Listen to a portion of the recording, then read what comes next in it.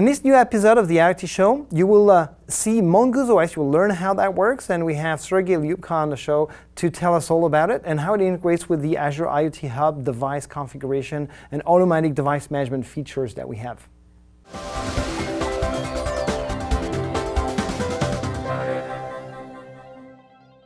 Hey, hi everyone, this is Olivier. You're watching the IoT Show. I'm your host, and today we have Sergey. Sergey is calling us from, where are you calling from, Sergey? From Dublin, Ireland. Okay, so you are, because here it's beginning of the afternoon, it's kind of late for you down there. Exactly, yes, it's like late night now. Awesome. Thanks for taking the time. So we're going to talk about Mongoose OS, which is something you're going to actually share some details about with us. And you're going to show us a demo of how it integrates with Azure IoT Hub and how you're leveraging latest features, the automatic device management features of IoT Hub to manage Mongoose OS, right? That's right. Cool. So let us know a bit about yourself. Who are you, what you're working with and for, and then we'll talk about Mongoose OS, okay? All right. My name is Sergey, and I am an engineer. I have an engineering background, and I'm CTO of the company that creates Mongoose OS. And Mongoose OS is an open source Internet of Things operating system that makes embedded development for IoT an easy process. So Mongoose OS, you can think about it like an Arduino, but for the commercial products. Okay. It provides. Yep. Yeah, go ahead. So Mongoose OS provides a uniform API for development on different hardware platforms, and currently it supports several microcontrollers. It supports STMicro, F4, L4, and F7 series. It supports Texas Instruments, CC3220 and CC3200, and it supports ESP32 and ESP8266 from Espressif. Okay. What kind of languages do you use for developing application on Mongoose OS today? Mongoose OS provides C environment, but also it has an embedded JavaScript engine for quick prototyping. Awesome. What kind of application actually would someone use Mongoose OS for versus another real-time OS or something else? Are they like areas or verticals or scenarios that Mongoose OS is particularly good at? Mongoose OS is not a real-time kernel, so it's not about providing primitives for task management or timers. Mongoose OS is a set of pre-built libraries specifically useful for creating commercial products. For example, it provides remote management functionality, provides integration with Azure IoT, provides configuration management, reset to factory defaults, remote procedure calls, and so on and so forth. So specifically built for applications that need reliability and security. And as you were saying, remote management, connectivity to the cloud. So basically, like adapted to the new world of microcontrollers connected to Azure IoT in our case, right? Exactly, yes. Cool. And so you've been working with our teams here at Microsoft to do that integration. So now my vision of that is like magically things are going to happen, but you're going to tell us a bit more about what does that integration with Azure IoT mean from your perspective, like developing Mongoose OS? So to the developer of the embedded product, it looks like that it can just include the one line of the code, just add the Azure library to the application, and suddenly the connectivity is managed for the developer. So the automatic reconnection plus the integration with the device twin API works. And all the messages, MQTT messaging, and so on, and also the RPC bridge to the device function call works. So basically, with zero effort, the integration with the major Azure IoT functionality is working. Awesome. Well, you know what? Now you tease me. I want to see that. So show me a bit of what you have, and then we'll go beyond just like seeing the high level, and you're going to dive into automatically like updating or changing software on the device, right? Right. So this is one of the crucial procedures that developers of the commercial products do. So the ability to update the firmware on a device is crucial. So what I'm going to do, I'm going to use several chips of different hardware architectures. So I'm going to use, I'm not sure if you can see that. So two ESP32 boards from Espressif. This is a Pico D kit board. So two of these, and one board by STMicro. So it's STMicro L4 series. So this is the new board, which is packed with different sensors. It has a Wi-Fi capability, and basically it's a, I think it's a baseline. It's a flagship IoT board provided by STMicro. Okay. So what I'm going to do, I'm going to flash these boards with the pre-built Mongoose OS firmware, which is a demo firmware, which just has a bunch of libraries compiled in, including the OTA library. So I'm going to flash them. I'm going to provision these boards onto the Azure IoT Hub. And then I'm going to update them using the Azure IoT device management functionality. Okay, right. Well, let's do it. Okay, so you will see that jumping from the very fresh new board with no software on it to the ready-to-go manageable firmware, it takes just a couple of minutes with Mongoose OS. So I probably start with STM32. So this is STM32 IoT 01 board. So I'm attaching that to my laptop through the USB cable. Yep. I'm going to need to see your screen, I guess, now, right? All right, yes. So I'm sharing my screen. And what I'm doing, I'm running the command MOS flash and then the zip file with the firmware. Okay. This is the firmware I got pre-built for this board. Normally, in normal development process, a developer will build the firmware herself or himself. Okay. So now what's going on is that this board gets flashed with the demo firmware, Mongoose OS firmware. Yeah, it's done. Oh, there you go. Anyway. All right. So now I'm disconnecting this board and connecting a ESP32 board, and we'll do the same. So I'm connecting the ESP32 board, and I'm doing MOS flash ESP32. And this will also download the pre-built firmware, and will flash the ESP32 board. Okay, so you have, I'm seeing in the command lines you're using MOS commands. So you have a command line tool that comes with the OS for your device, for your development station, right? That's correct. So if you go to the mongooseos.com website, yep. So this is our website. If you click on developers and downloads section, you immediately get into the installing MOS tool section, which says how to install the MOS tool on different platforms. It's very much like a Z tool for Azure management. So it's a CLI tool. So that's done, as you can see. So we got one of the ESP boards flashed. So now this ESP32 board runs a demo firmware.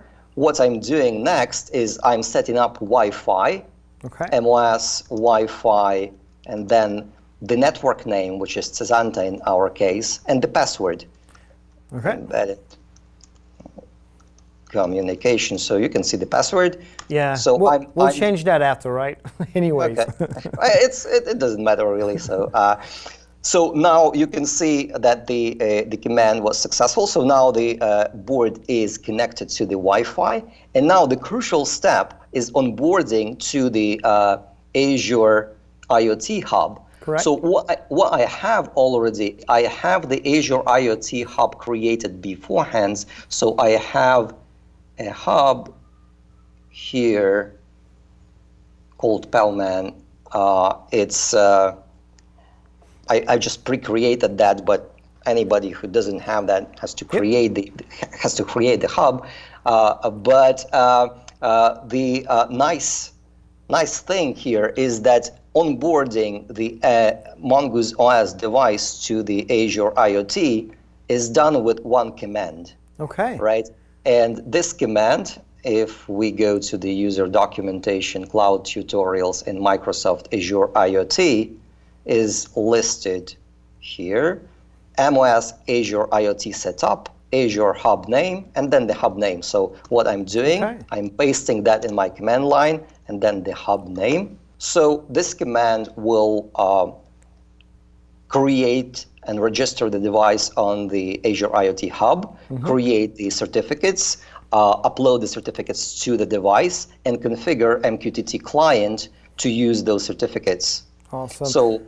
So basically, it's using the Azure CLI tool and the IoT extension for Azure CLI to do all of that interaction from command line here. That's correct. Yes. Okay. So it basically shells out Azure CLI tool. Okay. So now it's. So one command line to install Mongoose OS, one command line to attach to actually configure both IoT Hub to have a new device ID, and then the device itself to be provisioned with that information, correct? Yes, yeah. So now what we have is we have one device connected, provisioned to Azure IoT Hub. So what I'm doing now, I switch it off from my laptop and connecting just to the USB cable to power it on, and do the same with the second device. Okay. So quickly MOS flash ESP32. And because it's super fast anyways, we don't need to cut all of that actually. It's going to be nice. I love it. And so the reason why you're actually flashing several devices is because you're going to show that Mongoose OS actually can be then managed across a variety of types of devices, in a single batch of uploads typically, right?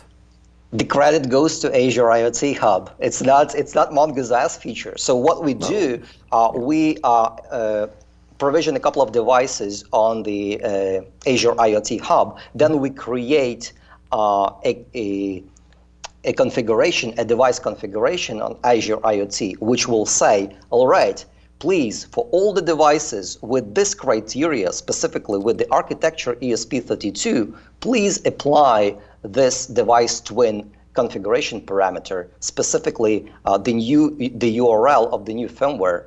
Okay. And the Azure IoT will do all the hard job to push that new twin parameter to all matching devices. And Mongoose OS will just handle the twin change pushed by the Azure IoT. So that's what will happen. Okay. So we have the second device flashed. Now let's repeat the Wi-Fi configuration. Okay, and the Azure IoT provisioning. Okay. All right, that's done. I'm disconnecting this device from the USB. Now, if I go to the IoT devices on the IoT Hub, so I see 3 devices here. Yep. 2 of them are ESP32, and then goes the number. The number is basically a 3 last digits from the MAC address. And this third device is STM32.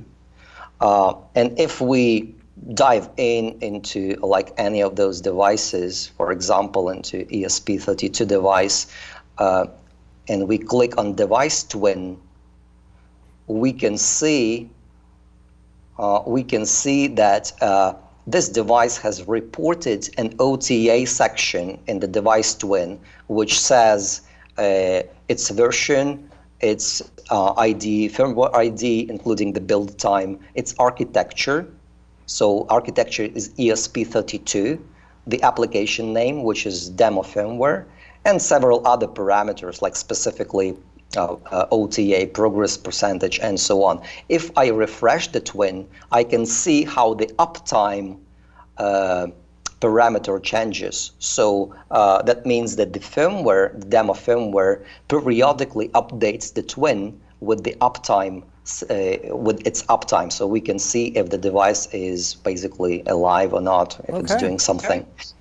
So now what I'm going to do is I'm going to create a device, an IoT device configuration, which will apply a different URL with the new firmware for these devices, for these two ESP32 devices. So I'm going to the IoT device configuration, and I click on Add Configuration. Let me call it OTA ESP32. I click Next. Device twin path is properties.desired.ota.url. So this is the key, which is handled by one of the libraries that are built into the demo firmware. So one library, it just watches the device twin changes and specifically looks into this parameter. And if it changes, it goes and triggers the update process. Okay. So, and Sergey, you were mentioning that Mongoose OS is all open source. So that means if someone wants to use a different name for that property or different mechanism actually to pass on a new firmware version or whatnot, people can do that. What you're showing in that sample actually is the most practical way, but definitely people can actually adapt that to whatever their needs are or their scenario is, correct? Yes, correct. And actually, the OTA mechanism in Mongoose OS is very flexible. So there are several ways of fetching the firmware, first of all. So it's not the only method of fetching the firmware. Okay. There are also, this is a pool, so-called pool mechanism. So the firmware pulls the new image from the HTTP from some URL, but you can also push. So there is a remote procedure call interface exposed by the device and which works over Azure IoT Hub. So what you can do, you can actually push the new firmware. So you can start the update and push the new firmware chunk by chunk and then stop the update.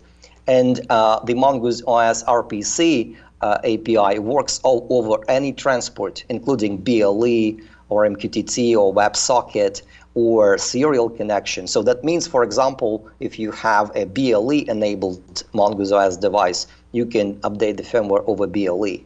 Okay. So it's very flexible, but here we'll show just one method. Yep. So I click to the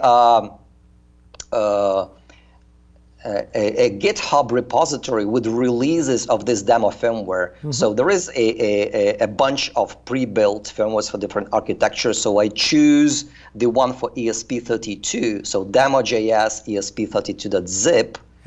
I copy link location of this firmware and then paste it into the content of this key. So basically what we are saying is that the Azure IoT should push and update the desired.ota.url to this value. Okay. So this value basically holds the URL of the new firmware. Okay, I click Next. And here I set the priority to 10. And target condition, so we have several devices now connected. Yep. And what we want to say is all devices that are ESP32.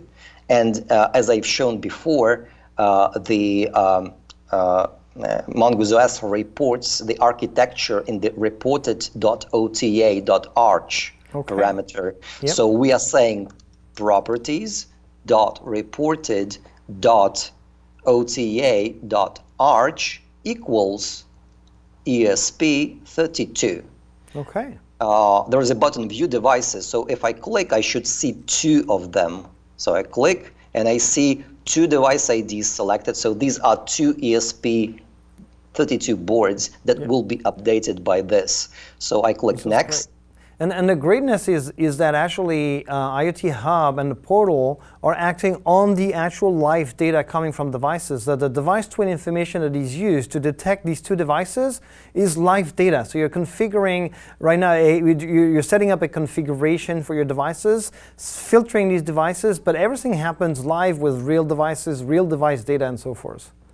Exactly, yes, and obviously it's scalable. So if you have 1 million devices, not just 2, if you have 1 million, the procedure won't change at all. So it'll be all the same. Okay. So if I click submit, then this configuration will be applied. Okay. So I click submit, and now if I go and if I refresh. Let me refresh this device configuration. Let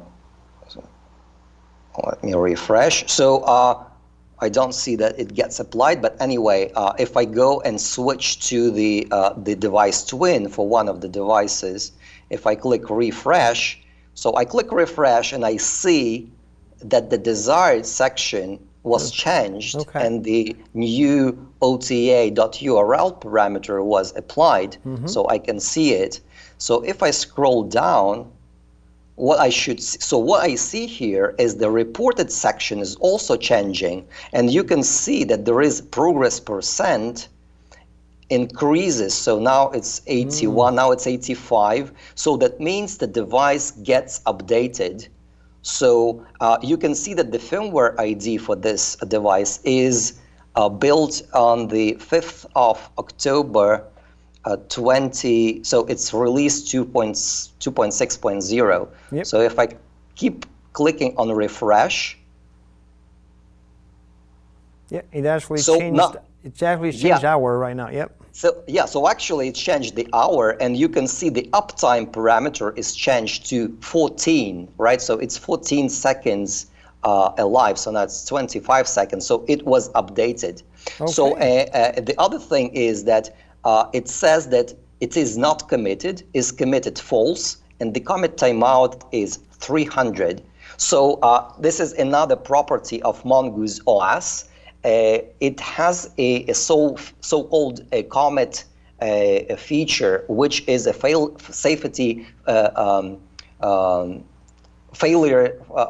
safety mechanism. So when the new firmware is booted by the Mongoose OS, it's not automatically regarded as good.